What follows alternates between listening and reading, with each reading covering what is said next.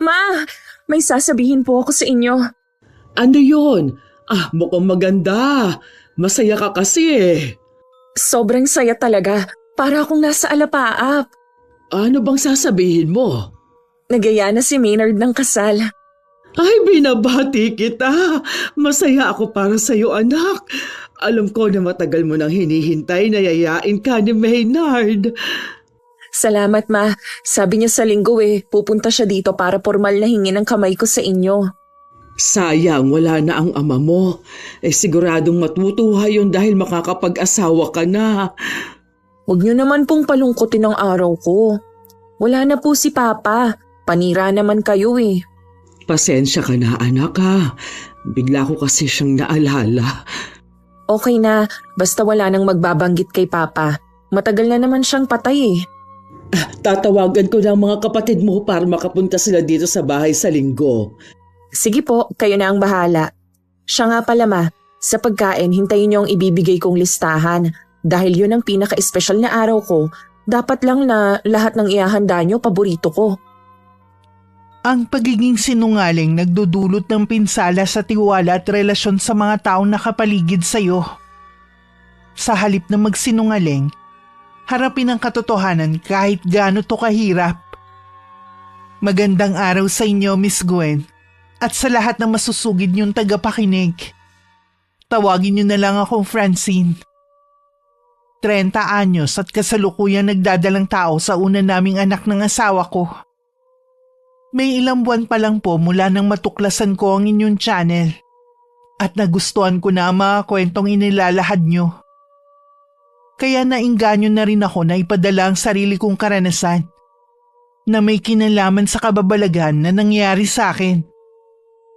Oh, bakit ganyan ang mukha mo? Kanina lang pag-alis mo, masaya ka pa. Paano po kasi ang mama ni Maynard? Laging panira ng araw ko. Matagal na ako nagtitimpi sa kanya dahil kay Maynard Ay, hindi kita maintindihan. Pwede bang pakipaliwanag mo? Dun sa birthday po kasi nung pinsan ni Maynard, nandun din palang magiging biyanan ko. Anong masama? Natural lang na nandoon siya, di ba? Hindi kasi binanggit ni Maynard kaya nagulat ako na makita ang mama niya dun. Ano ba ang nangyari at nagagalit ka sa kanya? Nakakahiya kasi May. Kung makikita niyo lang ang ginagawa niya, nakakahiya talaga. Para siyang baboy. Walang tigil sa kakabalik sa lamesa para kumuha ng pagkain. Siya na lang ang pinagtitinginan ng mga bisita. Di ba? Malakas naman talagang kumain na magiging biyenan mo. Kaya nga ang taba Hindi ba yun high blood? Hindi ko po alam. Sana nga ma-high blood na siya para mamatay na. Francine, ano ba yung sinasabi mo? Seryoso ako, Ma. Ang hirap kayang makisama sa katulad niya. Parang nai-imagine ko lagi niya kaming ilalagay sa kahihiyan ni Maynard. Sa totoo lang, wala naman akong nakikitang masamang ginagawa ng mama ng boyfriend mo. Bakit hindi mo na lang siyang hayaan kung malakas siyang kumain? Wala ka naman sigurong naririnig na masamang salita sa ibang tao tungkol sa kanya. At isa pa, matuto kang makisama sa kanya dahil mama siya ni Maynard. Natural po hindi siya pagsasabihan ng harap-harapan dahil kaanak nila yun. May respeto pa rin sila kahit papaano, pero kitang-kita ko sa mga mukha nila yung pagkadismaya sa katakawan ng matandang yun. Hindi mo ba kayang irespeto si Weng bilang biyanan mo? Kung ganon, bakit ka pa magpapakasal kay Maynard? Dahil mahal ko po si Maynard. Kung talagang mahal mo siya, lahat ng mahalagang tao sa kanya, kailangan mong mahalin, kasama na ang mama niya. Parang ang hirap naman po nun. Pero alang-alang kay Maynard, susubukan kong pakisamahan ang mama niya. Huwag mo lang subukan. Gawin mo dahil magiging pamilya mo na rin sila. Hindi ako nakapagsalita sa sinabing yun ni Mama. Napapaisip din ako kung sakaling magpakasal kami. Makakasama ko kaya si Mama Weng at ang PWD niyang anak. Ngayon ko lang din naalala. Katulad ni Mama, wala na ring asawa ang magiging biyanan ko at si Maynard ang breadwinner ng pamilya nila. Oras na ikasal kami ni Maynard, ako na ang magiging reyna ng bahay ninyo. Ako lang at wala ng iba.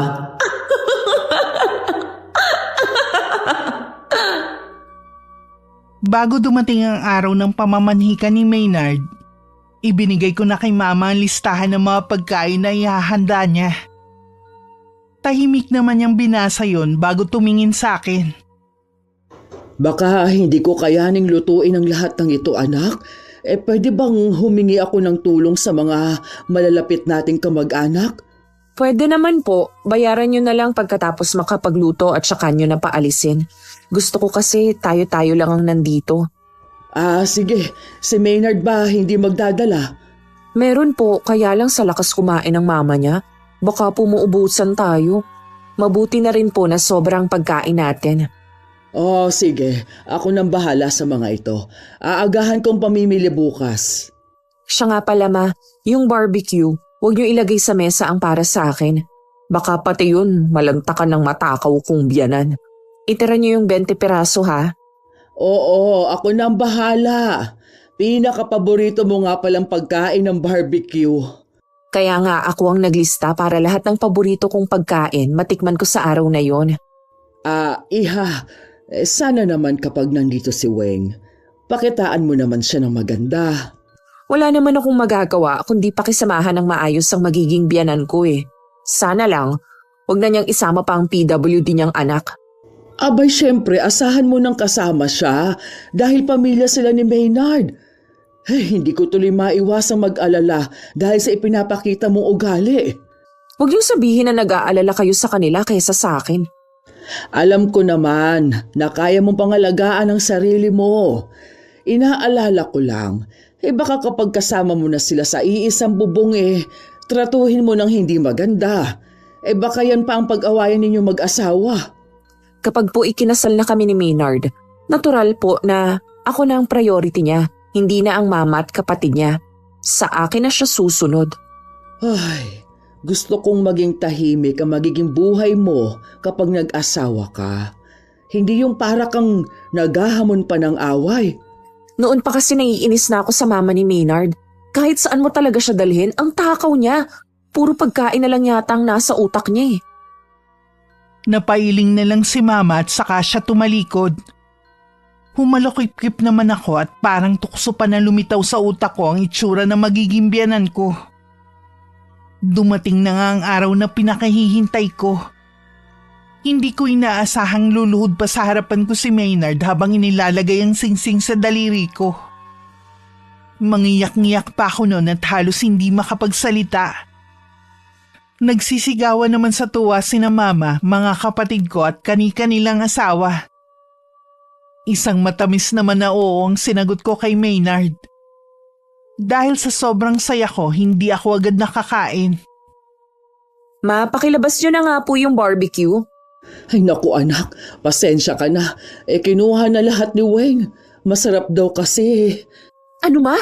Bakit nyo naman hinayaan? Hindi nyo ba itinago? Kasi nawala naman sa isip kong bilin mo. Nailagay kong lahat sa lamesa. Ano ba naman yan ma? Alam nyo naman na may bisita tayong matakaw eh. Hayaan mo na lang. Marami pa namang pagkain sa mesa yun na lang ang kainin mo. Yun ang gusto kong kainin sa espesyal na araw na to. Anong magagawa natin? Naubos na nga. Igagawa na lang kita ulit sa susunod na araw. Nakakainis talagang balyenang yan. Sana tumaas ang kolesterol niya sa katawan dahil sa pagkain niya ng barbecue ko. Huwag kang magsalita ng ganyan. Tsaka tigilan mong pag-irap sa kanya. Baka mamaya may makakita sa'yo. Ilang beses na lang akong huminga ng malalim para kalmahin ang nararamdaman kong inis. Nasa tabi pa rin ako ng mahabang mesa habang ang iba abala sa pakikipagkwentuhan at nag-e-enjoy sa pagkain. Sinulyapan ko na lang ang mga natirang pagkain. Hindi ko maiwasang sumimangot na halos wala nang natira sa niluto ni Mama. Oh, bakit parang nakasimangot ka dyan? Wala. Tapos na ba yung pakikipag-usap mo sa pinsan mo sa cellphone? Oo.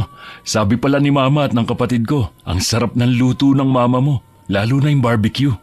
Magaling talagang magluto ang mama ko. Sayang nga lang hindi mo natikman yung barbecue. Yun din sana ang gusto ko eh. Kaya lang naubos na pala. Wala pa naman tayong 10 pero parang 50 ang taong kumain. Pasensya ka na kay Mama kung malakas kumain ha. Naku, wala yun. Natutuwa nga kami ng mama ko eh. Ibig sabihin lang nun, nasarapan sila sa luto namin. Kapag kasal na tayo, sigurado na lagi kang kukulitin ni Mama na samahan siya magluto. Yung kasi libangan niya eh. Hindi nga lang siya ganun kagaling magluto gaya ng mama mo. Gusto ko yan. Bonding na rin namin ng mama mo. Sigurado na lalo kaming magiging malapit sa isa't isa. Sigurado din na makikigulo sa inyo si Mela. Mahilig din niya magluto kasama ni Mama. Maynard, gusto mo bang kumain muna? Baka maubusan pa kasi tayo eh. Sige, sabay na tayo. Sa sobrang sama ng loob ko, halos hindi ko manguya at malunok ang kinakain ko. Pailalim ko rin tingnan ng mama ni Maynard. Hanggang magpaalam sila, bahagya lang ako nagsalita. At puro pilit ng ngiti lang ang ibinigay ko sa kanila.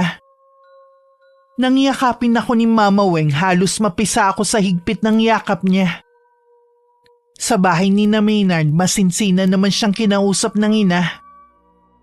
Mukhang mabait ang magiging biyanan mo, iho. Lahat naman po sila mabait. Hindi ako sigurado kung guni-guni ko lang ha.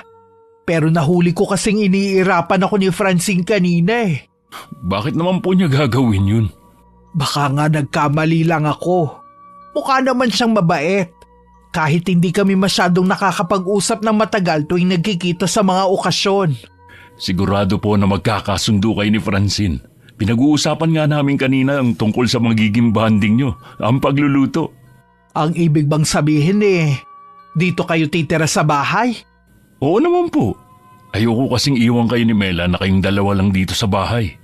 Ayos lang kaya kay Francine. Napag-usapan na po namin yun dati at naintindihan naman niya ako. Kung sakali na gusto niyong bumukod balang araw, magsabi ka lang at hindi ko naman kayo pipigilan. Kasama naman po talaga sa plano kong bumukod. Pero hindi pa muna ngayon. May petsa na ba kayo napupusuan ni Francine ha? Gusto niya po mismong araw ng mga puso kami ikasal.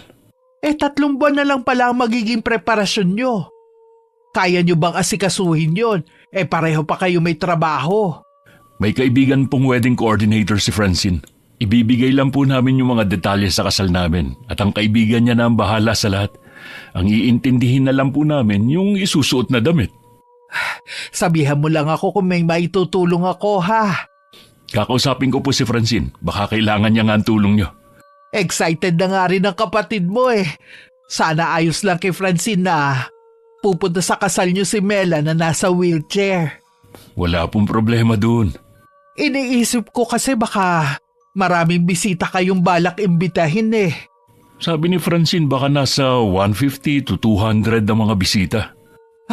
Marami din yun Oo nga po. May ipon naman po kami kaya walang magiging problema sa gagastusin. At saka minsan lang kami kakasal Ililista ko na rin ang mga kamag-anak natin ha. At saka ko ibibigay sa iyo. Opo ma. Mas mukhang excited pa kayo kaysa sa amin Syempre naman. Nasa 31 ka na. Dapat nga talaga na lumagay ka na sa tahimik. Sinabi ko kay Maynard na ako na ang bahala sa pag-aasikaso sa kasal. Sasabihan ko na lang siya kapag kailangan na niya magpasukat ng damit. Nakapili na rin ako ng simbahan at magiging reception ng kasal. Lahat naman ng sinabi ko inayunan niya. Inabot pa niya sa akin ng listahan na ipinabibigay ng mama niya. Mga kamag-anak daw nila yon. Ang dami naman ng partido ninyo. Konti pa nga lang yan Yung iba, hindi kayang pumunta pero nagsabi daw kay mama na magpapadala na lang ng regalo. Sige, isasama ko na to sa listahan ng mga bisita. Siya nga pala, kilala mo ba lahat ng to? Yung iba lang. Sabi ni mama, manggagaling pa daw ang mga yan sa probinsya. Ganun ba? Kung ganun, sa hotel sila tutuloy niyan. Di gastos pa natin. Huwag kang mag-alala. Yung kapatid ni mama may maagang regalo sa atin. Siya na daw ang sasagot sa reception at kung saan sila tutuloy. May kaya kasi yon at walang anak. Tuwing may kakasal siyang pamangkin, lagi siyang may ambag. Ang swerte mo naman pala. May naalala nga pala kung itatanong sa'yo. Ano yun? Si Mela ba dadala sa kasal natin? Oo naman. Gusto ko nga kasama siya sa bridesmaids Ano ka mo? Nagbibiro ka lang, di ba? Hindi Gusto ko na maging parte ng kasal natin si Mela. Alam mo naman na PWD ang kapatid mo. Gusto mo bang maging katatawanan ng magiging kasal natin? Bakit naman magiging katatawanan? Alam ko na mahal mo ang kapatid mo. Pero intindihin mo naman na hindi siya pwede. Dapat nga nasa bahay lang siya noon para hindi na natin intindihin. Kinakahiya mo ba ang kapatid ko, ha? Hindi naman sa ganon. Nag-aalala lang ako para kay Mela. Baka mapagod lang siya hanggang sa matapos ang seremonya ng kasal natin. Hindi yun ang nakikita kong dahilan mo, Francine. Ano pa bang magiging dahilan ko? Sige nga. Nahihiya kang makita ng mga tao na PWD ang kapatid ko. Ako nga kahit kailan hindi ko siya ikinahiya Dapat ganun ka rin. Noon mo pa siya dapat tinanggap. Tanggap ko naman siya bilang hipag ko Huwag mo naman sanang masamain ang sinabi ko. Baka pati ang mama ko hindi mo rin tanggap dahil mataba siya. Ano ba yan? Kapatid mo lang ang pinag-uusapan natin. Bakit nasama na pati ang mama mo? Mabuti pa kung nag-aalangan ka sa kasal natin. Ngayon pa lang, sabihin mo na. Baka naman ikaw ang nagdadalawang isip sa pagpapakasal natin. Noon pa, sigurado na akong ikaw ang babaeng gusto kong pakasalan. Ang gusto ko lang sana, tanggapin mo ng buo ang pamilya ko. Yun naman pala Sigurado na rin ako sa'yo. Tanggap ko rin ang pamilya mo. Sige, ituloy mo na yung pagpaplano mo sa kasal natin. Mabuti naman, naliwanagan ka na rin. Para tuloy nawalan na ako ng gana na mag-asikaso sa kasal namin. Buong akala ko kasi mapapapayag ko siyang hindi na padaluhin sa kasal namin ng kapatid niya.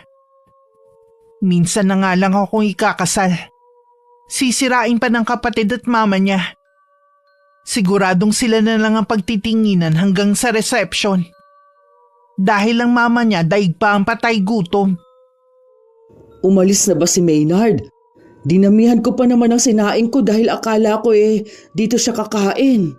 Hinihintay daw po kasi siya ng mama at kapatid niya. Ganun ba? Kaya ba hindi na naman maipinta ang mukha mo? Akala ko kasi aayunan niya ako na wag nang papuntahin sa kasal namin ng PWD niyang kapatid. Kaya lang nagalit pa siya sa akin. Kahit naman sino kasi magagalit sa gusto mo mangyari. Ayoko lang kasing mapahiya kami sa mga bisita. Wala namang nakakahiya Pamilya sila ni Maynard.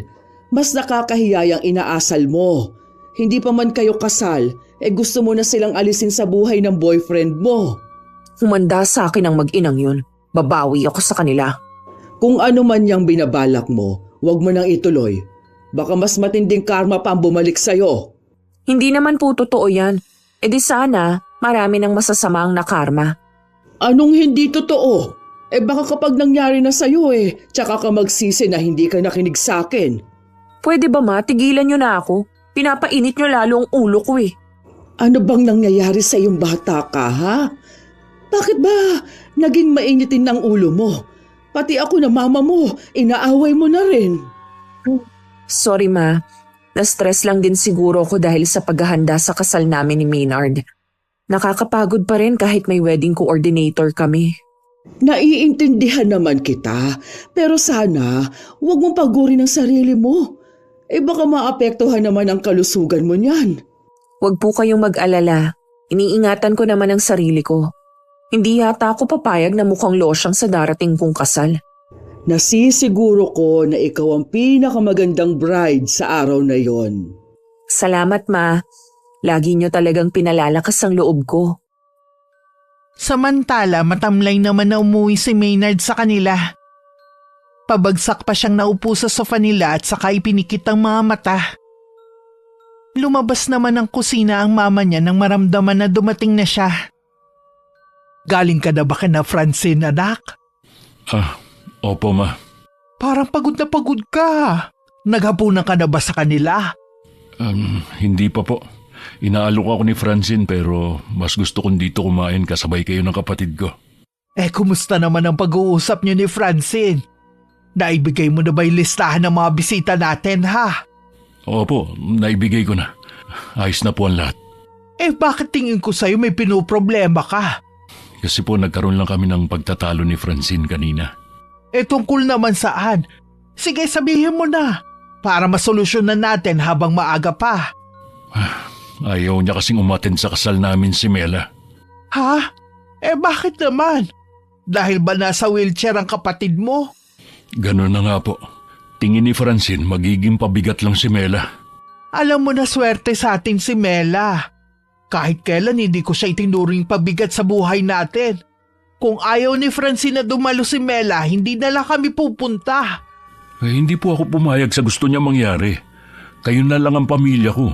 Hindi po ako papayag na wala kayo sa mahalagang araw na yun. Kesa naman na mag-away kayo ni Francine. Ayoko na maging dahilan kami para magkasira kayo. Bago po ako umuwi, naayos na namin ang hindi namin pagkakaintindihan.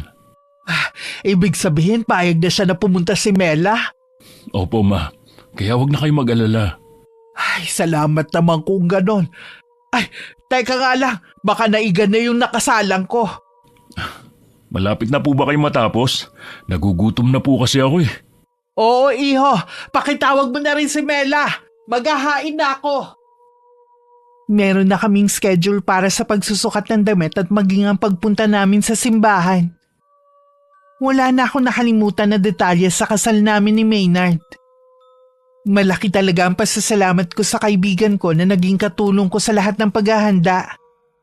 Kahit pa sabihing binayaran namin siya. Naibigay na rin namin ng mga imbitasyon.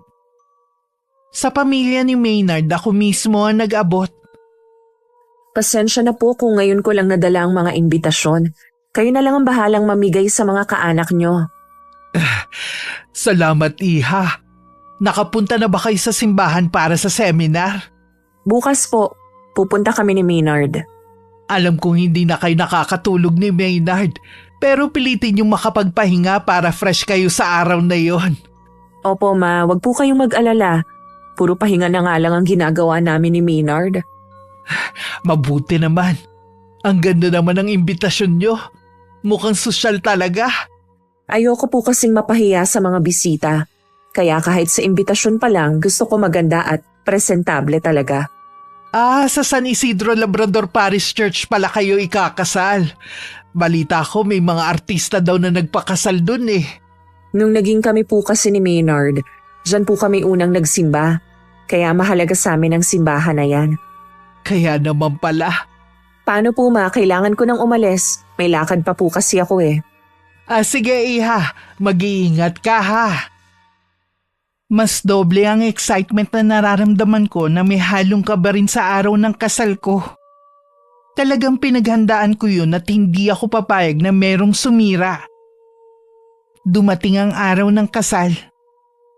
Binilinan ko na lang si Mama Weng na mag-arkila na lang sila ng van at ako na lang bahalang magbayad. Pero sabi niya sasabay na lang sila sa mga kamag-anak. Mas maaga rin silang pumunta ng simbahan pero pagdating nila doon, wala namang kaayos-ayos ang loob nun at wala din ng ibang bisita. Hindi kaya nagkamali tayo ng simbahan na pinuntahan? Dito ka lang Mela ha. Magtatanong lang ako kung ito nga ba ang simbahan kung saan ikakasal ang kuya mo. Pakitawagan mo na rin ang dalawa ha. Halos mangiyak-ngiyak naman si Mama Weng na makumpirma na tama ang simbahan na pinuntahan nila. Pero hindi dun gaganapin ang kasal. Nagtataka na ang mga kamag-anak niya kung ano ang nangyayari. Sinadya rin naming iwan ng mga cellphone namin ni Maynard sa hotel kung saan kami tumutuloy. Para walang istorbo sa araw na yun. Natapos ang kasal na ni isa sa kapamilya ng asawa ko na ngayon ang hindi nakadalo. Ano kaya nangyari kina Mama? At sa iba pa naming kamag-anak na aating sa kasal natin? Di ba pinapuntahan ko na sa pinsan ko sa inyo? Sabi ni Rika, hindi na daw makakadalawang mama mo dahil may sumpong ang kapatid mo. Kung kailan kasal natin, saka pa siya nag-inarte. Sana matapos na ito. Gusto ko na muna silang puntahan. Pwede ba, wag mo naman sirain ang araw na to. Alam mo ang pagod ko sa pag-aasikaso sa kasal natin, tapos gusto mo na agad matapos? Hindi rin naman ako masaya dahil wala ang mama at kapatid ko. Sandaling oras na lang naman eh. Ngumiti ka naman dyan. Nakakahiya sa mga bisita natin. Nakakapagtaka lang talaga na ni isa sa kanila walang pumunta. Samantalang kinumpirma pa ni Mama na pupunta mga kamag-anak namin na nasa probinsya. Dapat siguro hindi na tayo nag-hotel. Sa bahay na lang sana. para kasabay ko na sina Mama pagpunta sa simbahan. Teka lang ha, tinatawag ako ni Mama, mukhang importante. Hinila naman ako ni Mama malayo sa mga bisita. Mahigpit ang pagkakahawak niya sa braso ko na halos bumao na ang kuko niya. Bigla tuloy akong kinabahan na baka nalaman na niya ang ginawa ko. Bakit po ba? Tumawag sa akin si Balae. Ano ang ginawa mo? Hindi ko po kayo maintindihan. Huwag ka na magkaila. Mapapahiya ka lang kapag hindi ka pa umamin. Ano po bang sinabi sa inyo ni Mama Weng? Maling simbahan ang napuntahan nila.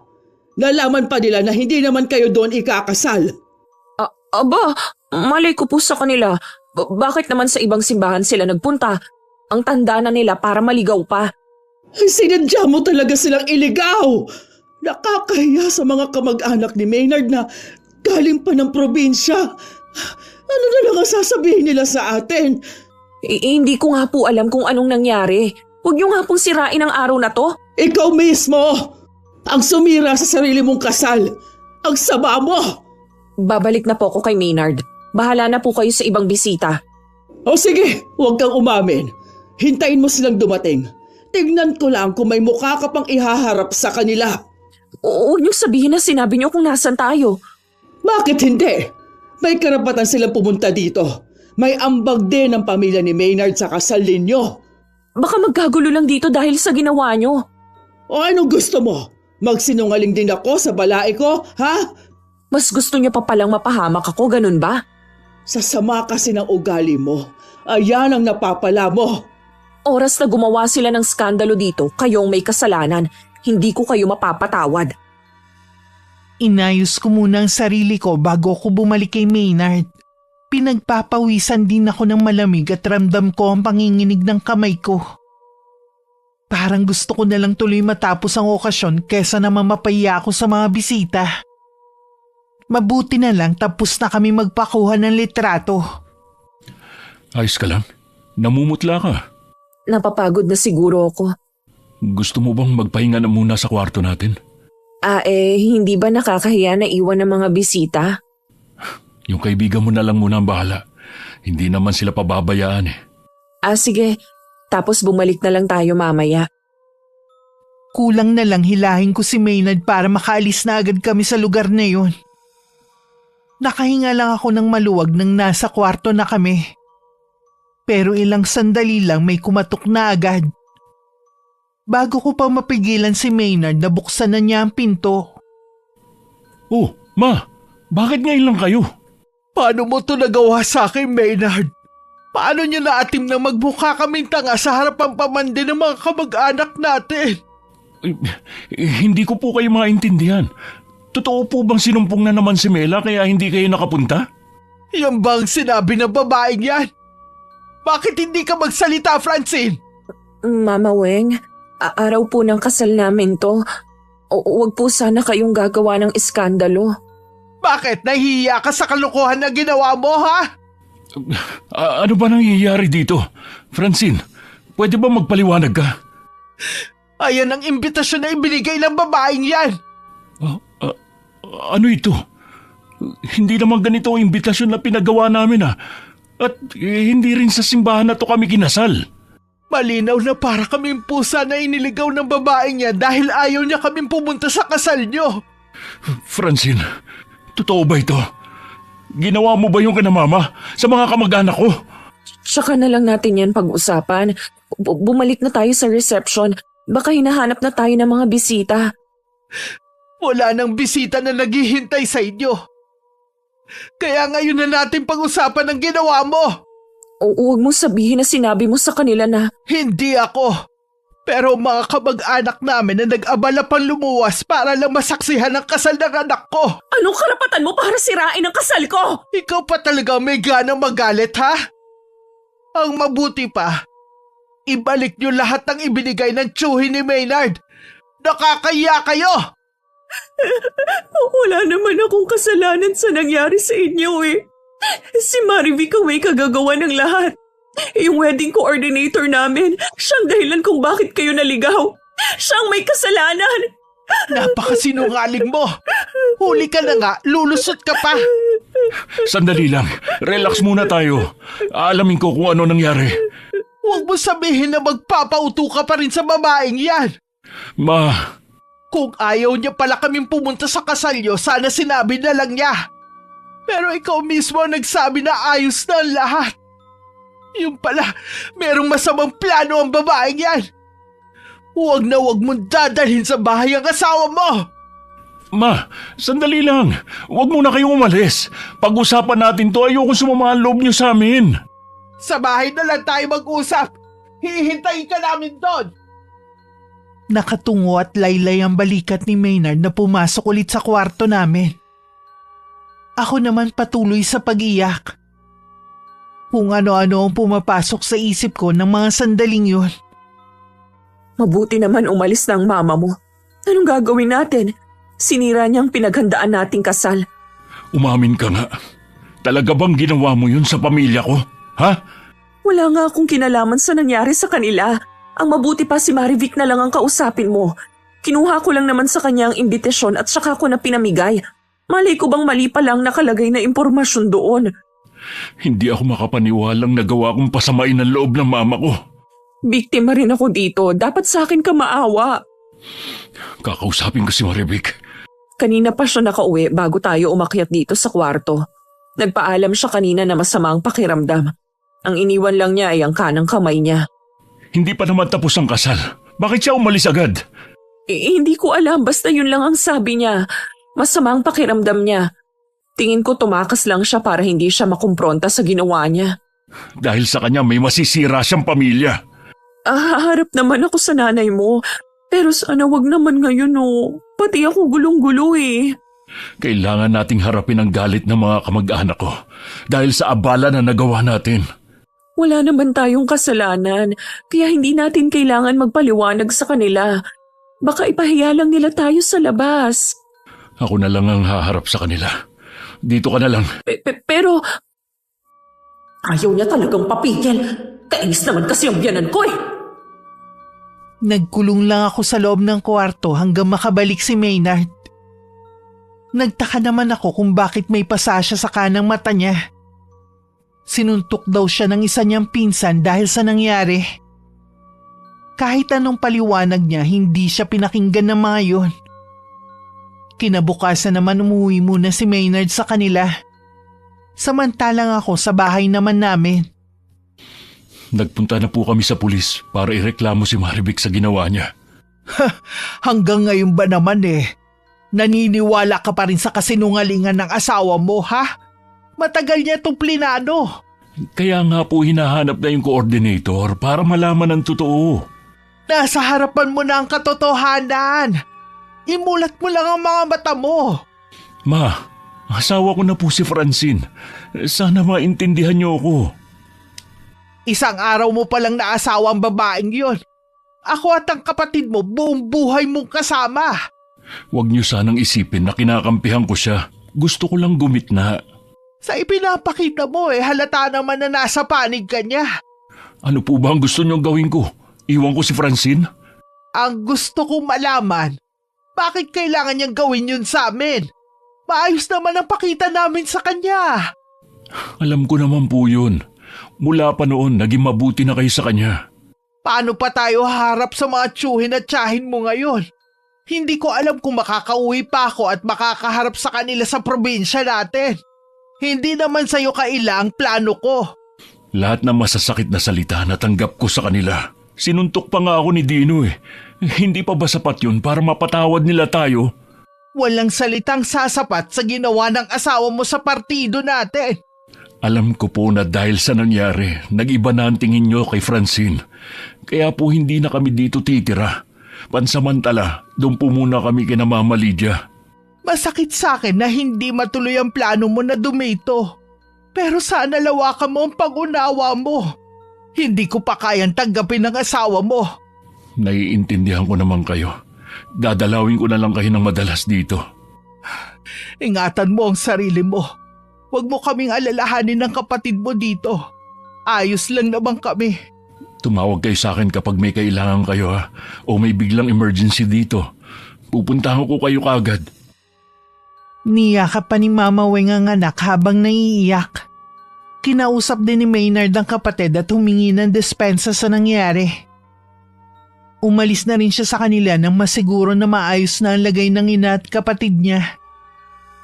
Nang mga oras na yun magkausap din kami ng mama ko. Hindi ko akalaing hindi pa rin tapos ang paninermon niya sa akin.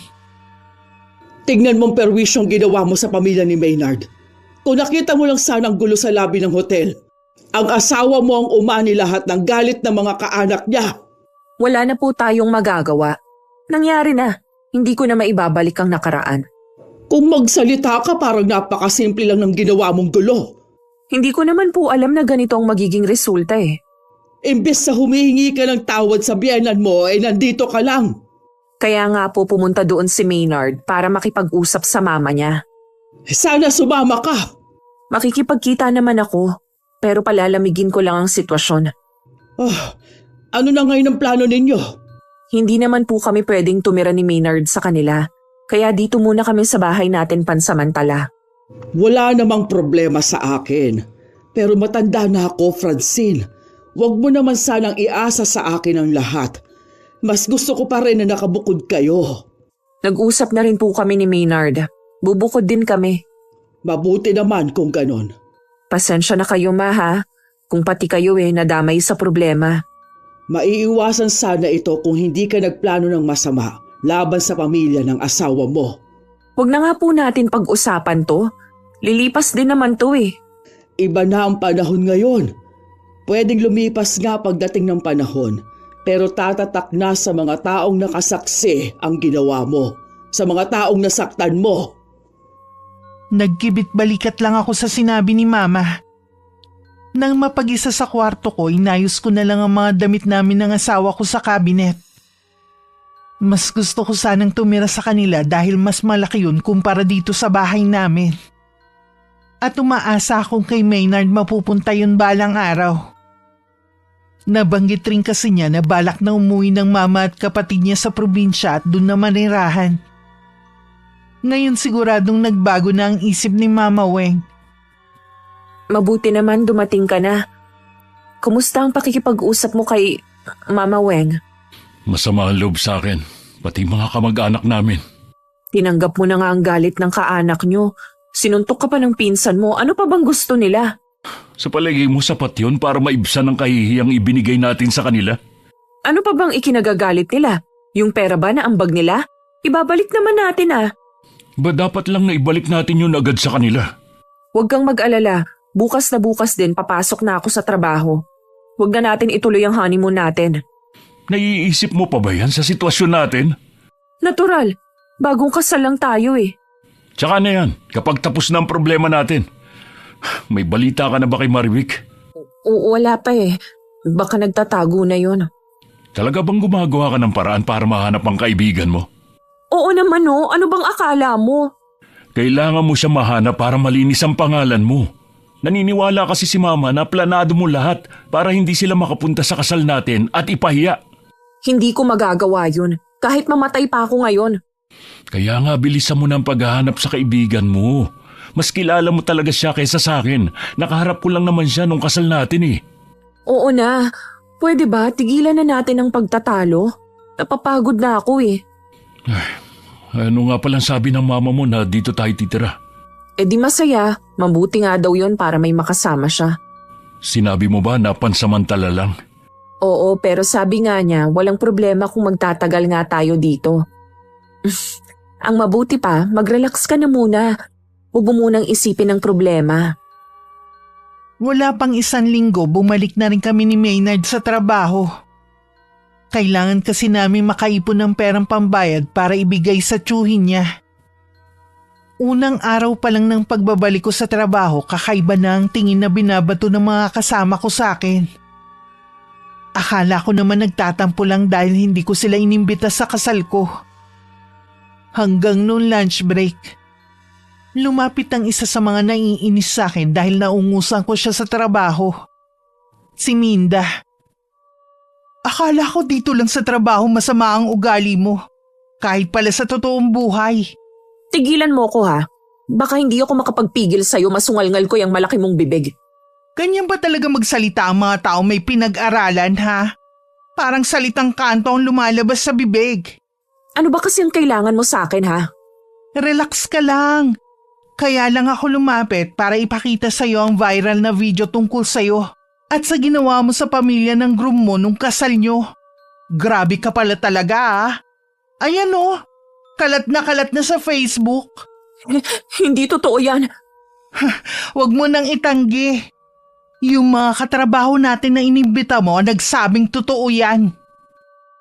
Hindi ko matagalan ng mapanghusga nilang tingin kaya tumayo na lang ako at hindi na tinapos ang pagkain ko. Marami din bulong-bulungan ako naririnig. Kahit ang boss ko parang nag-iba ang tingin sa akin. Para tuloy gusto kong lumubog sa kinatatayuan ko ng mga sandaling yun. Ilang sandali rin ako nagkulong sa banyo hanggang kumalma ko. Buisit talaga. Kasalanan to ng mama ni Maynard at ng PWD niyang kapatid. Sinira ninyo ang kasal ko. Hanggang matapos ang oras ng trabaho ko at makauwi ako ng bahay para akong lutang. Pakiramdam ko lahat ng tao kilala ang pagmumukha ko dahil sa iskandalong nangyari. Nandyan ka na pala. Magkasabay ba kayo ng asawa mo? Nauna na ako sa kanya. Oh, bakit parang masama na naman ang araw mo? Alam niyo po ba yung kumakalat sa Facebook? Ano ba yun? Alam mo namang hindi ako mahilig mag-Facebook. Kaya lang ako may cellphone dahil kailangan ko ng pangtawag. May kumakalat tungkol sa kasal namin ni Maynard. Kung anong nangyari nung araw na yon. Ang ipinagtataka ko, detalyado lahat. Kaya alam ko merong nagpakalat nun. Sino kaya ang gagawa nun? Sino pa ba? Hindi ang pamilya ni Maynard. Mahirap magbintang basta-basta, iha. Hindi ako nang bibintang lang. Nasisiguro ko sila lang ang gagawa nun. Mga walang ya talaga. Francine! Sumusobra na talagang lumalabas sa bibig mo. Hindi ka na ba talaga matutong mahiya, ha? Bakit? Totoo naman ah. Mga walang ya sila. Sinira nila ang kasal ko. Walang dapat sisihin kundi ikaw mismo. Sige, magwala ka dyan nang makita ni Maynard. Ang gusto ko lang naman maging maayos ang kasal ko eh. Maging maganda sa mata ng mga bisita. Sa pagligaw sa mga taong mahalaga sa asawa mo. O tingnan mo tuloy ang naging resulta. Sa kagustuhan mong maging perpekto ang kasal, ang dami mong naperwisyo at may nasaktan ka pang tao. Ano pong gagawin ko? Aminin mo ang kasalanan mo kay Maynard at humingi ka ng tawad sa biyenan mo at hipag. Hindi pwede. Makaiwan ako ni Maynard. Anong gusto mo? Ibang tao magbayad sa kasalanan mo? Alam mo na walang kasalanan si Marivic. Dinamay mo pa yung tao na nagtatrabaho lang. Basta, wala kong aaminin. Ay pues, bahala kang lumalayang problema mo na ikaw rin naman ang may kagagawan. Naabutan akong umiiyak ni Maynard. Labis naman nag-aalala ang asawa ko sa akin. Sinabi naman ni Mama ang dahilan ng pag-iyak ko. May hinala ako na pamilya mo rin ang may kagagawan. Bakit kumalat yun? May nakita nga akong post ng kapatid ko. Naglalabas siya ng sama ng loob sa account niya. Si Mela ang may kagagawan? Naglabas lang siya ng saloobin niya pero wala siyang pinost na video o litrato. Anong karapatan ng kapatid mo na sirain tayo? Problema ng pamilya inilalabas niya? Ano bang gusto niya makakuha ng simpatsya? Tapos tayo ang lalabas na masama. Wala na tayong magagawa. Hindi natin kontrolado ang mga tao sa social media. Wala ka man lang gagawin, ha? Huhupa din yan. Huwag na lang natin pansinin.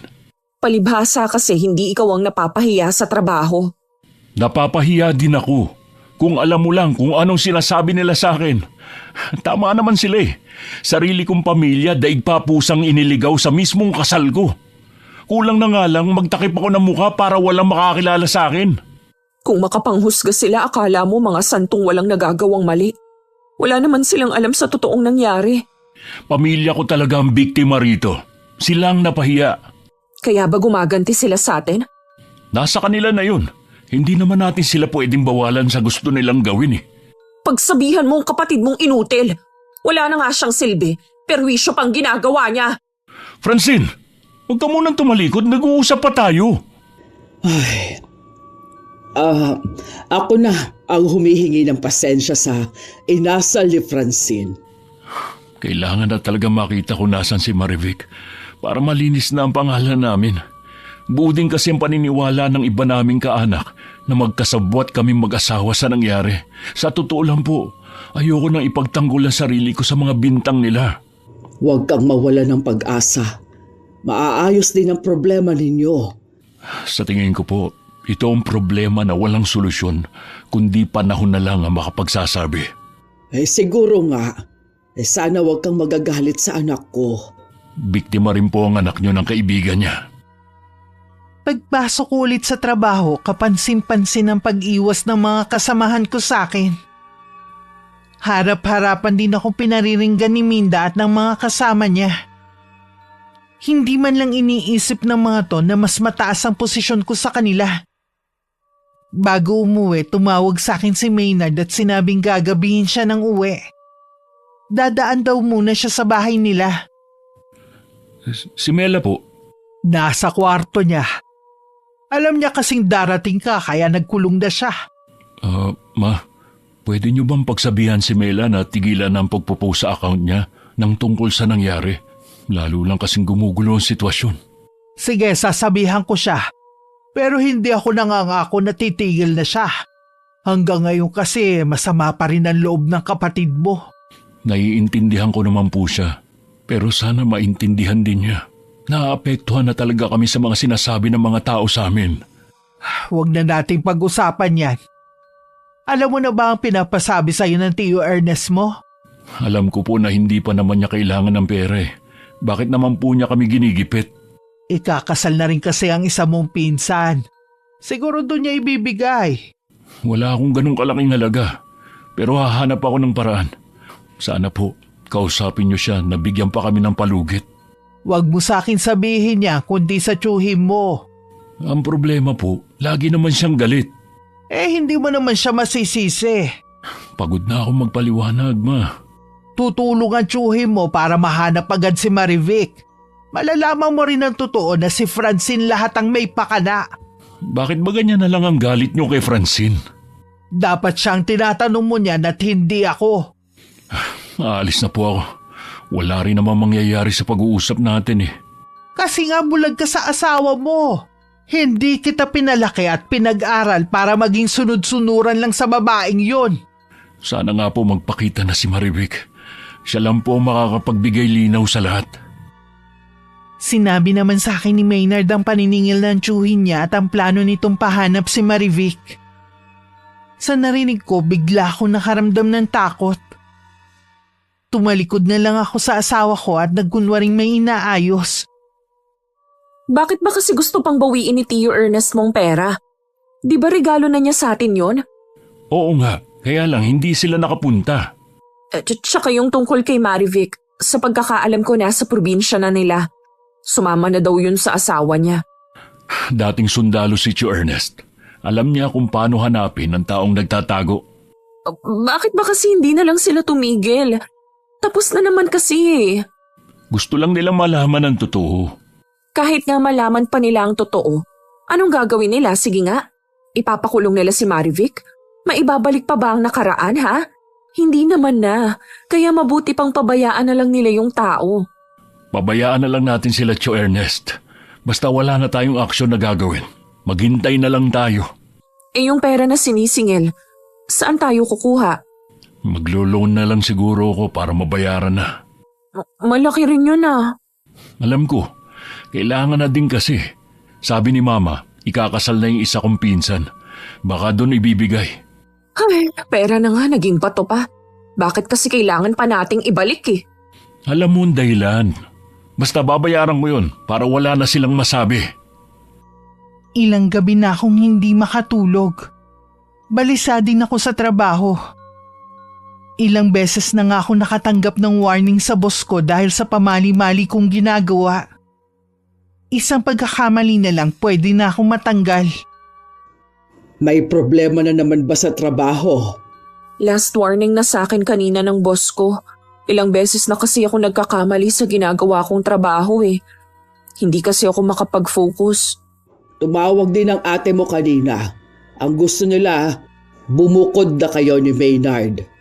Ano ba sila? Sumabay pa. Alam naman nilang problemado pa kami.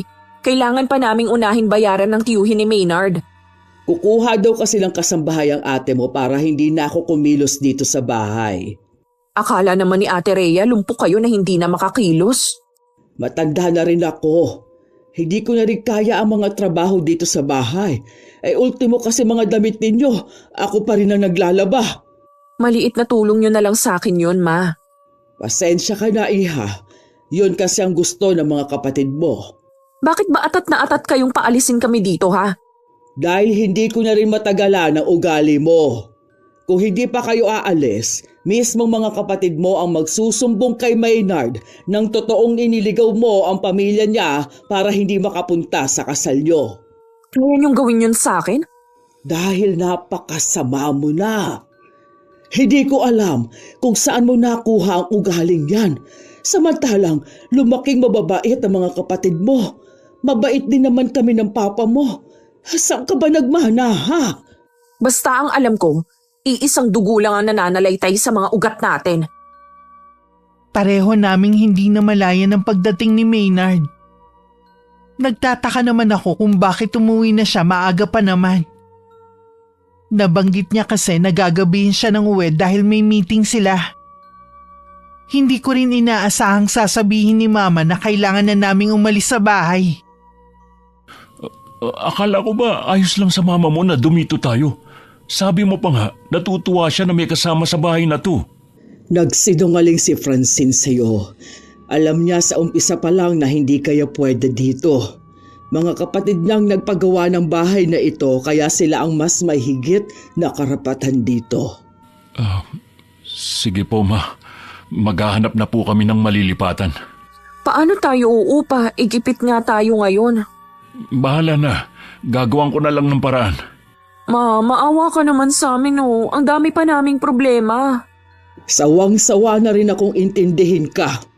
Hindi ka naman nakikinig sa akin eh. Grabe ka pa kung sagot-sagutin ako. Hindi ko alam na meron kayong hindi pagkakaunawaan ng mama mo. Huwag kang maniwala sa kanya. Nagsisinungaling lang siya. Ako pa talagang pinalalabas mong sinungaling, ha? Sige, bahala na kayong mag-usap dyan. Bakit ba ganun ka makipag-usap sa mama mo? Sumusobra na kasi siya eh. Kahit na, mama mo pa rin siya. Hindi man lang siya makaintindi. Kahit mga kapatid ko, masyadong makasarili. Malalampasan din natin to. Magtiwala ka lang.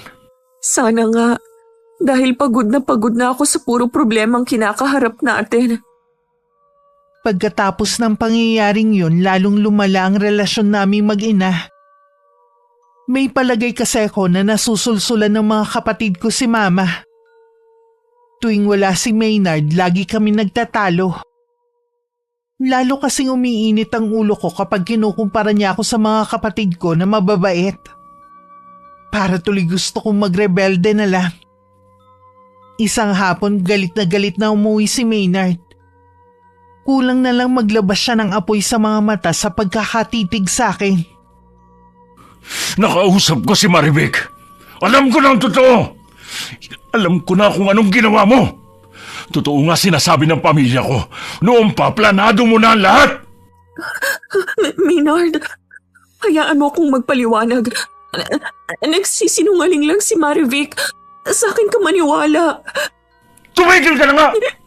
Kaya siguro galit sa'yo ang mama mo at ang mga kapatid mo dahil sa ugali mong yan. Hindi mo ako madadaan sa pag-iyak mo. Maynard, Francine, anong nangyayari dito? Dinig na dinig sa labas ang pagtatalo niyo ah. Alam ko na po ang ginawa ng anak niyo sa pamilya ko. Nakikiusap ako sa'yo, Maynard. Pag-usapan niyo ito ng mahinahon. Ang gusto ko lang malaman kung bakit niya yun ginawa. Pinagtanggol ko pa naman siya. Dahil ba malakas kumain ang mama ko at nasa wheelchair ang kapatid ko? Yung ba ang dahilan ng anak niyo? Magtapat kayo, Mama Lydia. Alam niyo ba ang plano ng anak niyo? Nalaman ko lang nung nasa reception ng kasal na tayo. Nagtataka kasi ako kung bakit wala ni isa sa pamilya mong nakarating. Pinagmukha mo kaming tanga. Hanggang ngayon ginagago mo pa rin ako kung hindi ko pa mismo nakausap si Marivic at marinig sa kanya lahat. Maniwala ka sa akin. Gawa-gawa lang nila yan. Hindi ko magagawa sa pamilya mong ibinibintang nila sa akin. Hanggang kailan ka magkakaila? Umamin na nga mama mo eh. Tama na, anak. Para matapos na ito, humingi ka na lang ng tawad sa lahat ng naperwisyo at nasaktan mo. Kung hihingi ba ako ng tawad sa pamilya mo, hindi mo ako iiwan. Dapat nga hindi kita pinakasalan eh. Kung nalaman ko lang na mas maaga ang ugali mo, hindi ko itutuloy ang pagpapakasal sa'yo. Maawang ka sa akin. Huwag mo akong iwan. Hindi ko alam kung kaya pa kitang patawarin sa ginawa mo. Bakit hindi? Mag-asawa na tayo. Hindi mo ako pwedeng basta nalang talikuran ang pangako mo sa harap ng altar. Tama si Francine, iho. Ang pinagbuklod ng Diyos ay hindi pwedeng basta na lang maghihiwalay dahil lang sa isang problema. Problema na mismong anak niyo ang may gawa. Alam kong masama ang ginawa niya, pero sana ayusin ninyo ang pagsasama ninyo.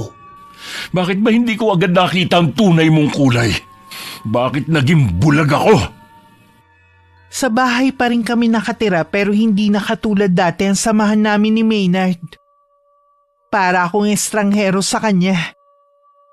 Kahit anong gawin ko o sabihin, hindi niya ako pinapansin. Lalo pang nagngit-ngit ang kalooban ko nang makita ko ang mga post niya sa account niya kasama ang pamilya sa kasal ng pinsan niya. Hindi na nga niya ako isinama, hindi man lang nagpaalam sa akin. Kaya nung umuwi siya, hindi ko na napigilang kumprontahin siya. Ano bang akala mo sa akin, ha? Tau-tauhan lang? Ano ba problema mo? Hindi mo na nga ako pinapansin, hindi ka pa marunong magpaalam sa akin. Bakit hindi ka man lang nagsabi sa akin na pupunta ka sa kasal ng pinsan mo? Kahit sabihin ko sa'yo, hindi ka naman pwedeng sumama. At nagpaalam ako kay Mama Lydia. Dapat sa akin ka nagpaalam, hindi kay Mama. Alam ko naman na hindi ka papayag eh. At isa pa, pagkakataon ko na rin to para maayos ang pamilya namin na muntik na masira nang dahil sa kagagawan mo. Hindi pa rin ba matapos-tapos ang issue na yon, ha? Nagdurusa na nga ako eh. Hindi niyo pa rin makalimutan. Hindi ka nga marunong humingi ng tawad eh. Sa pagtrato mo sa akin, hindi na ako hihingi ng tawad kahit kailan. Eh di wag, bahala ka na sa buhay mo. At total, nag-uusap na naman tayo ngayon. Babalik na ako sa bahay namin. Paano ako? Mag-asawa pa rin naman tayo eh. Pwede kang sumama pero tanggapin mo ang galit ni Mama at ng kapatid ko. Baka mas matindi pang maging trato nila sa akin kesa sa'yo. Wala na akong magagawa kung ayaw mo. Gusto ko rin bumawi sa kanila dahil sa hindi makataong ginawa mo. Parang hindi na ikaw ang dating Maynard na minahal ko noon. Ang bilis mong magbago. Ay sana alam mo kung bakit. Kahit anong pigil ko na wag umalis si Maynard, bumalik pa rin siya sa bahay nila. Naiwan naman akong sugatan at talunan. Nabaliwala lahat ng paghihirap ko para magkaroon ng sariling pamilya.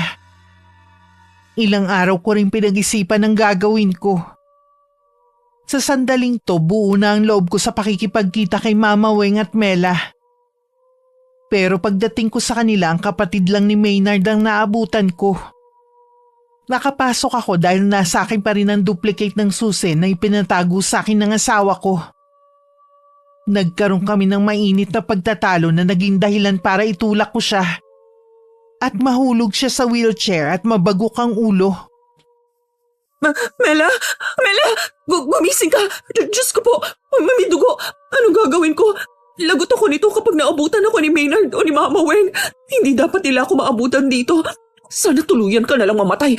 Makaganti man lang ako sa inyo. Mabilis akong umalis sa bahay nila.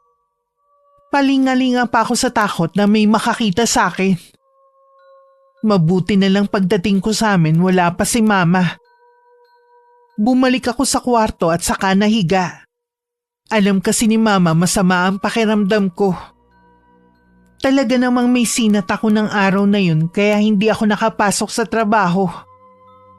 Pagdating ni Mama Weng sa kanila, napasigaw na lang siya nang makita ang nakahandusay na katawan ng anak sa sahig. Agad siyang humingi ng tulong para madala agad sa ospital si Mela. Ma, kumusta si Mela? Ginagamot pa siya ng doktor. Malaki kasi ang sugat sa ulo niya. Matapang si Mela. Alam ko malalampasan niya to. Dapat hindi ko na lang siya iniwang mag-isa. Sana ay hindi to nangyari sa kanya. Lagi niyo naman siyang iniiwan mag-isa noon eh. Wala naman nangyayari. Oo nga. Naisip ko tuloy na baka hindi aksidente ang nangyari. Malalaman po natin pagkagising ni Mela. Sana naman magising na siya agad. Malakas talaga ang kutob ko na may iba pang nangyari. Huwag na po kayong mag-isip ng kahit ano. Baka mamaya kayo naman ang magkasakit. Hindi ko maiwasan, iho. Kung tama ang hinala natin, hindi ko mapapatawad ang gumawa nito sa kapatid mo. Makaraan ng ilang sandali, kinausap na sila ng doktor at sinabing ligtas na ang hipag ko sa panganib.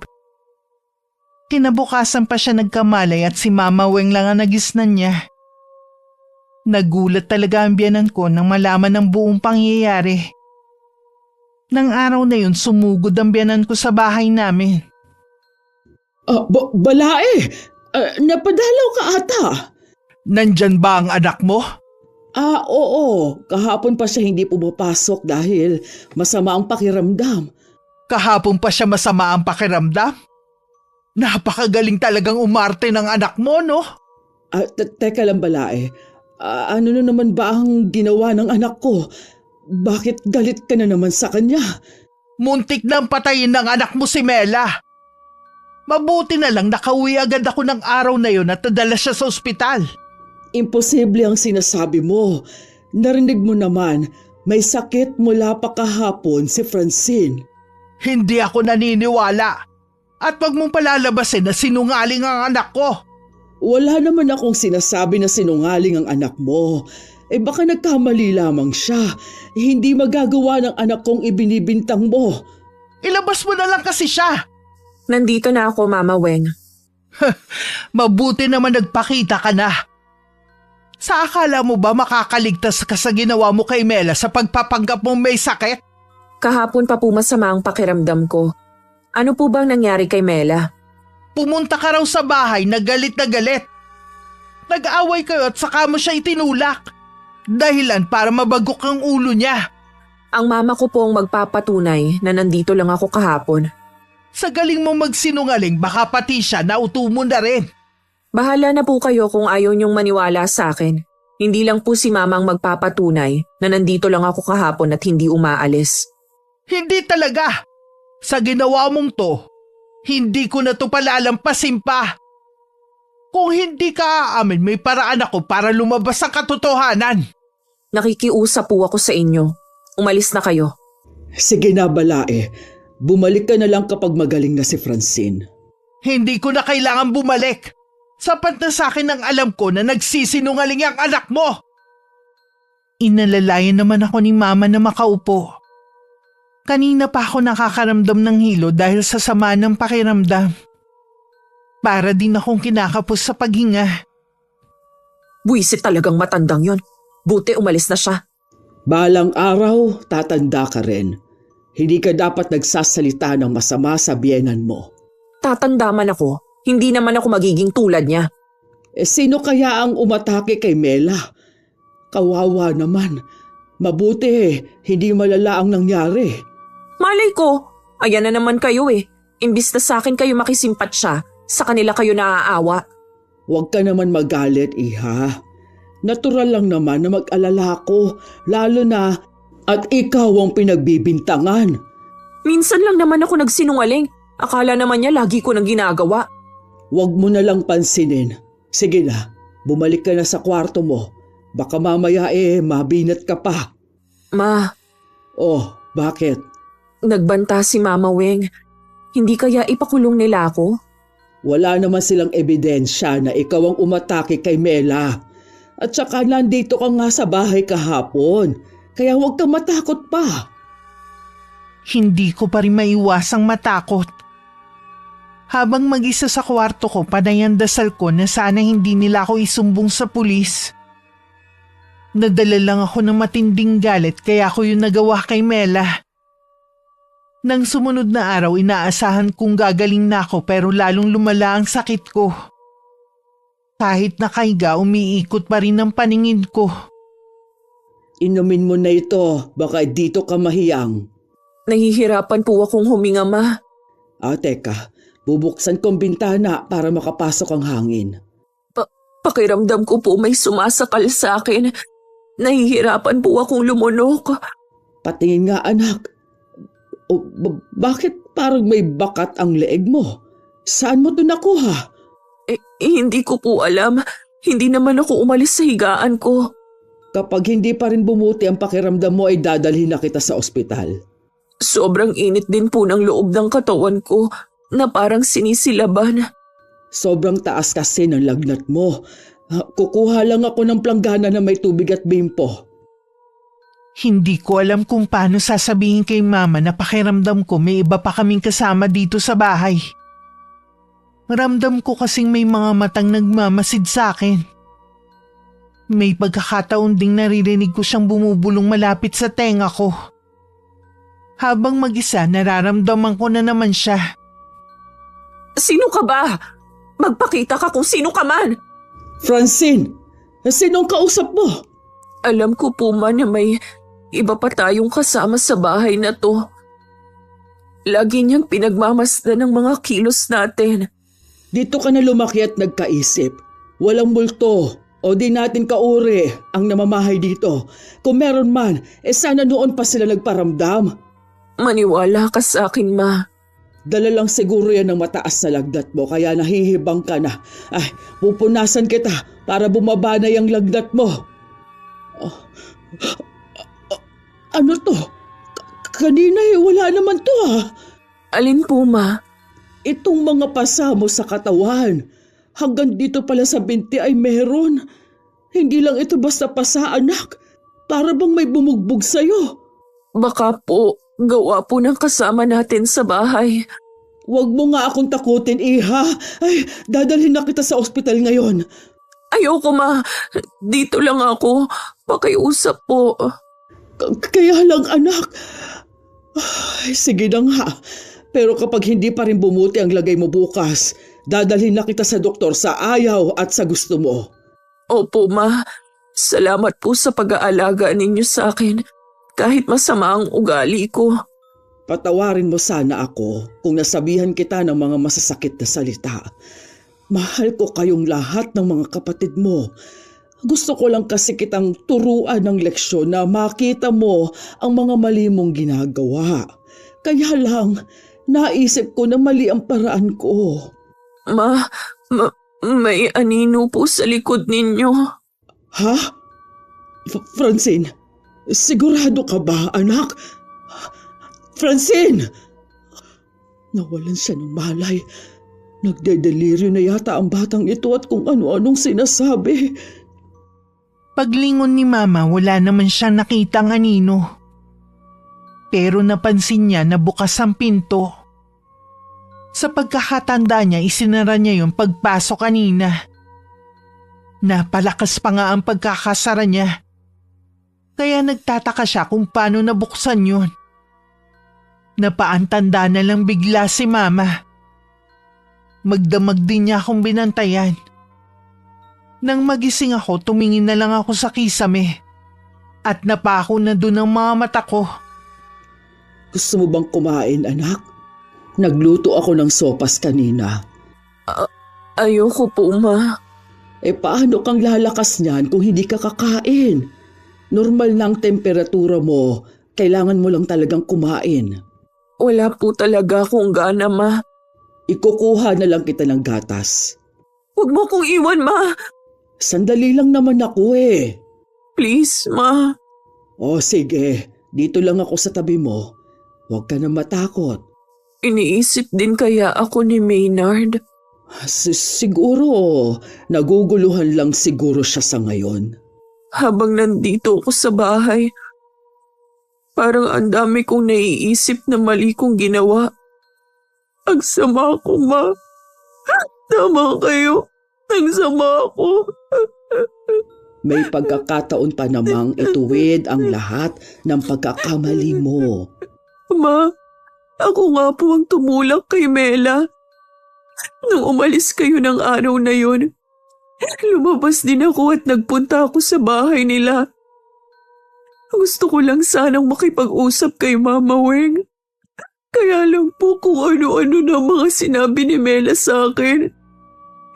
Ipapakalat pa daw niya lahat ng ginawa ko. Kaya bigla pong nagdilim ang paningin ko. Mabuti at hindi mo siya napatay. Inatigan ka pa rin ng Diyos para hindi magkasala. Hindi na po nila ako mapapatawad, Ma. Lalo na si Maynard. May karapatan naman silang kamuhian ako eh. Ang mahalaga, nagsisisi ka na sa mga nagawa mo. Bakit kasi laging nasa huli ang pagsisisi? Masyado kong nabulagan sa nararamdaman ko. Masyado kong naghahanap ng perpektong tao at mga bagay. Samantalang ako, marami ding kapintasan. Ganun talaga. Ang mahalaga naman, matuto tayo sa lahat ng mga pagkakamaling nagawa natin. Kinuha ko pa ang kamay ni Mama at dinala ko sa pisngi ko. Hinaplos naman niya ang ulo ko hanggang makatulog ako. Nang mahimbing na ako, lumabas muna sandali si Mama. Pagbalik niya, may nakita siyang aninong nakatayo sa tabi ng higaan ko. Mabilis na gumapang ang kilabot sa buong katawan niya. Kahit natatakot, mas nanaig sa kanya ang protektahan ako. Saan po kayo pupunta? Bakit kayo nakabihis? May kailangan lang akong puntahan tao na makakatulong sa paggaling mo. Ang ate mo muna ang magbabantay sa'yo. Okay na po ang pakiramdam ko ngayon. Pakiramdam ko bumabalik na ulit ang lakas ko. Hindi tayo pwedeng magpakampante, anak.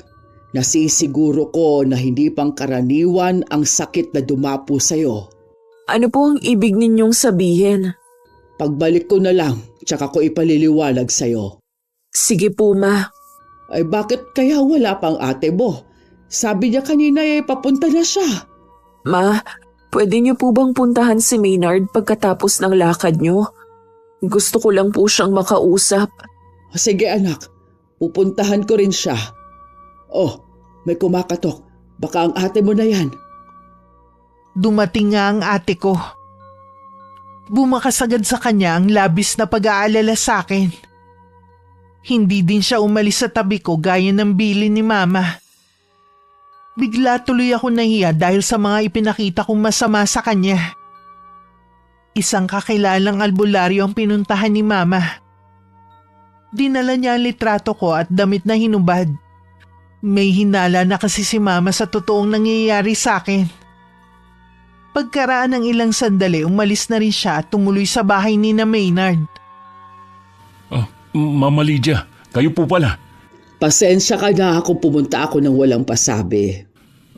Okay lang naman po. Kumusta po kayo? Si Francine? Maayos naman ang lagay ko. Si Francine, may sakit siya ngayon. Hindi pang karaniwan ang sakit na basta na lang dumapo sa kanya. Dinala niyo na po ba sa ospital? Hindi doktor ang makapagpapagaling sa kanya. Dahil sa sumpa, kaya siya naghihirap. Hindi ko po kayo maintindihan. May kumukulam kay Francine. Tanging mama mo lang ang nagbanta sa kanya noon at pagkatapos, nag-umpisa ng lumala ang kalagayan niya. Hindi po magagawa yun ng mama ko. Mabait po siya. Kahit gaano pa kabait ang isang ina, oras na masaktan ng kanyang anak, lahat kayang gawin. Nauunawaan ko sa bagay na yan si Balae, pero sana maunawaan rin niya ang nararamdaman ko. Walang ina na kayang tiisin ang paghihirap ng anak. Pakisabi sa kanya, meron akong kakilala na magaling na albularyo. Mas malakas sa kapangyarihang itim na taglay ng taong inutusan niya. Kung lahat ay kaya niyang gawin, gayon din ako. Huwag na sanang umabot sa ganon. Parang alam ko na po kung sino ang nilapitan ni Mama.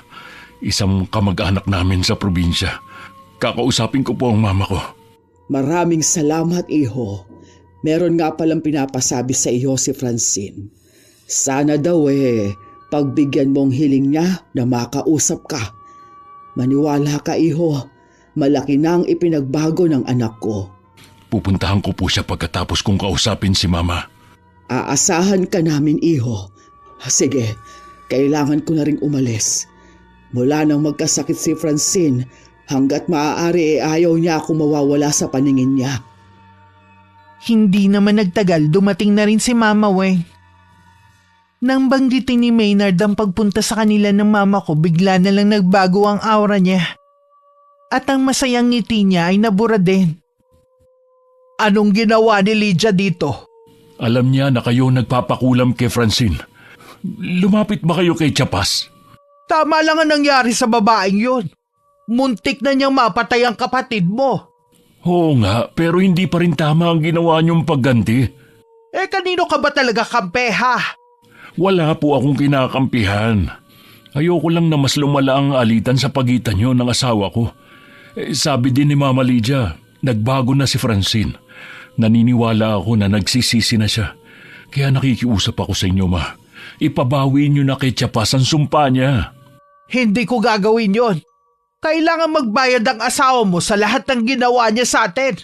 Lalo na sa amin ng kapatid mo. Sabi ni Mama Lydia, may kilala siyang magaling na albularyo. Mas higit na magaling kaysa kay Chapas. Huwag niyo naman pong hayaan na mapahamak din ang kapatid niyo. Alam niyo ang pwedeng mangyari sa kanya oras na ibalik na manggagamot ang sumpa sa kanya. Bakit ba lagi na lang nagwawagi ang mga masasama? Hindi, Ma. Laging nagwawagi ang mabuti. Dahil sa nangyari kay Francine, napag-isip-isip niya ang mga maling nagawa niya. Alam ko na hindi kayo likas na masama. Nadala lang kayo ng galit dahil sa nangyari kay Mela. Sige na nga. Kakausapin ko na si Ate Paz. Alang-alang sa'yo. Alam kong mahal mo si Francine. At masasaktan ka kapag may masamang nangyari sa kanya. Salamat, Ma. Alam ko na mas mangingibabaw pa rin sa inyong kabutihan. Pakisabi kay Balay at kay Francine na patawarin nila ako. Muntik ko nang mailagay sa kamay ko ang batas. Mabait si Mama Lydia. Hindi siya galit sa inyo. Nauunawaan daw niyang nararamdaman yung galit dahil pareho lang kayong ina. Ilang oras na lang magdadapit hapon na. Nakakaramdam na naman ako ng matinding kaba. Pinilit kong bumangon at saka sumandal. Marami pa ring pasa ang buong katawan ko at sumakit din ng mga to. Pati mga mata ko parang gustong lumuwa. Sa tindi ng kabog ng dibdib ko, halos hindi na ako makahinga. Kanina pa dumating si Mama at may ginagawa lang sa kusina. Ma! Ay, bakit, iha? May kailangan ka ba? Dito na muna kayo sa tabi ko. Nagugutom ka ba o nauuhaw kaya? Wala po akong gusto. Umayos ka ng higa mo. Babantayan kita hanggang makatulog ka. Parang meron sa loob ng tiyan ko, Ma. Oh, ano bang nararamdaman mo? Parang may gustong lumabas. Ang sakit. Huwag ka mag-alala. Matatapos na rin ang nararamdaman mong paghihirap. Alam ng albularyo ang kailangan niyang gawin. Ano po ba ang sakit ko? Bakit kayo sa albularyo lumapit? Anak, may kumukulam sa'yo. Kaya pala ang hirap ipaliwanag ng nangyayari sa akin. Sigurado na matindi ang galit sa akin ng taong yon. Manalig ka lang. Hindi ka niya pababayaan. Pinagsisisihan mo na rin ang mga mali mong nagawa. At yon ang mahalaga. Malinis na ang iyong puso. Wala nang nananahan na galit. Hindi na ako nakapagsalita pa dahil pakiramdam ko na uubusan ako ng hangin. Parang mapupunit din ang katawan ko sa tindi ng kirot. Pakiramdam ko para akong mahuhulog sa mataas na lugar. Ang naaalala ko bago ko mawalan ng malay, boses ng lalaki. Nagising akong meron nag-uusap malapit sa akin. Pagmulat ko ng mga mata, nasa tabi ko ang maluhaluhang si Maynard. Kumusta na ang pakiramdam mo? Magaan na. Magaling ka na, anak. Binawi na sa iyong sumpa. Salamat sa Diyos. Hindi niya ako pinabayaan. Patawarin mo sana ang mama ko. Siya kasi nag-utos sa kapatid niya para kulamin ka. Nadala lang siya ng galit niya sa'yo. Pakisabi kay Mama Weng, hindi ako galit sa kanya. Kung hindi nangyari to sa akin, baka hanggang ngayon hindi ako magbabago. Patawarin niyo din ako sa lahat ng perwisyo at sama ng loob na ibinigay ko sa inyo. Kalimutan na natin ang nangyari. Ang mahalaga, wala nang galit sa mga puso niyo. Mas madali kasing magpatawad kapag wala nang kinikimkim na galit. Maynard, tuluyan mo na ba akong iiwan? Hindi kita iiwan at wala akong planong iwan ka kahit kailan. Gusto ko na magsimula muli tayo. Salamat at bumalik ka. Wala na akong mahihiling pa. Nang makabawi ako ng lakas kasama si Maynard, pinuntahan namin ng mama niya. Humingi ako sa kanila ng tawad at maging sa hipag ko. Buong puso naman nila akong pinatawad. Ang natutunan ko sa karanasan kong ito maging mapagkumbaba. Tanggapin ang pagkakamali at matutong humingi ng tawad. Walang perpektong tao, bagay o relasyon. Kailangan lang makontento at mahalin ng mga taong nasa paligid natin. Dahil hindi habang buhay nandyan sila.